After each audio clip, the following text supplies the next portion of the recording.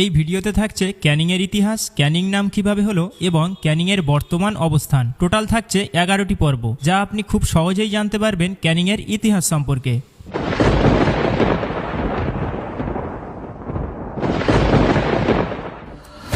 আমাদের আজকে যে মূলত যে ক্যানিংয়ের যে ইতিহাস, সেই ইতিহাসটি হলো কিন্তু এই বাড়িটি নিয়ে। আর ভিডিওটি আপনারা সম্পূর্ণ দেখতে থাকুন। আশা করছি আপনারা ভিন্ন কিছু দেখবেন এবং ভিডিওটি খুবই ভালো লাগবে আপনাদের। আর তার আগে আপনি যদি ক্যানিংয়ের বাসিন্দা হন, অবশ্যই ভিডিওটি শেয়ার করবেন।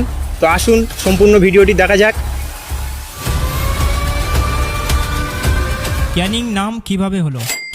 ক্যানিং হলো ভারতের পশ্চিমবঙ্গ রাজ্যের দক্ষিণ 24 পরগনা জেলার ক্যানিং থানার অন্তর্গত শহর। ক্যানিং শহরের নামকরণ করা হয়েছে লর্ড ক্যানিংয়ের নাম অনুসারে, যিনি ছিলেন ব্রিটিশ ভারতের শেষ গভর্নর জেনারেল।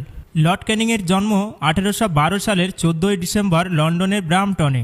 লর্ড ক্যানিং তিনি বিখ্যাত রাজনীতিবিদ জর্জ ক্যানিং এবং জন ক্যানিংয়ের ছোট্ট ছেলে। তিনি অক্সফোর্ডের ক্রাইস্ট চার্চে শিক্ষিত হন, যেখানে তিনি 1833 সালের ক্লাসিকে প্রথম শ্রেণী এবং গণিতে দ্বিতীয় শ্রেণীতে বিএ স্নাতক হন। লর্ড ক্যানিংয়ের পুরো নাম চার্লস জন ক্যানিং। তাহলে ক্যানিং শব্দটি হলো টাইটেল বা পদবি, যা কোনো ব্যক্তির বংশ বা পেশা নির্দেশ করে। লর্ড ক্যানিং ভারতে এসেছিলেন কেন?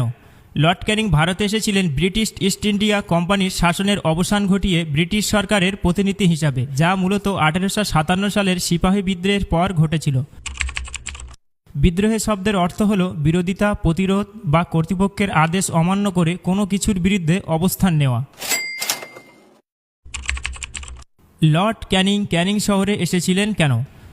এই শহরে এসেছিলেন মূলত একটি বন্দর ও শহর প্রতিষ্ঠার জন্যে। ব্রিটিশ ইস্ট ইন্ডিয়া কোম্পানি এই অঞ্চলের উন্নয়নের আগ্রহী ছিল এবং ক্যানিংকে একটি গুরুত্বপূর্ণ বন্দর হিসেবে গড়ে তোলার পরিকল্পনা করেছিল। বিস্তারিতভাবে লর্ড ক্যানিং 1854 সালের মাতলা রেলওয়ে ও বন্দর পরিকল্পনার জন্য ক্যানিং শহর প্রতিষ্ঠা করেন। এই শহরটি কলকাতা বন্দরের চাপ কমাতে এবং সুন্দরবনের সাথে ব্যবসা বাণিজ্য প্রসারের জন্য নির্মিত হওয়ার কথা ছিল, যদিও প্রকৃতির দুর্যোগ ও নদীর নাব্যতা গ্রাসের কারণে এই পরিকল্পনাটি সফল হয়নি। সুতরাং লর্ড ক্যানিং এসেছিলেন একটি সুন্দর বন্দর ও শহর প্রতিষ্ঠা করার জন্য, যা এই অঞ্চলের আর্থিক ও উন্নয়নের সহায়ক হবে বলে আশা করেছিল। লর্ড ক্যানিং তিনি ভারতের প্রথম ভাইসরয় হিসেবে নিযুক্ত হয়েছিলেন। ভাইসরয় শব্দের অর্থ হল রাজ প্রতিনিধি বা উপরাজ, যিনি রাজার প্রতিনিধি হিসেবে কোনো দেশ বা অঞ্চলের শাসক হন। লর্ড ক্যানিংয়ের প্রধান কাজ ছিল বিদ্রোহ পরবর্তী পরিস্থিতি সামাল দেওয়া এবং ভারতের ব্রিটিশ শাসনের ভিত্তি আরও সুসংহত করা।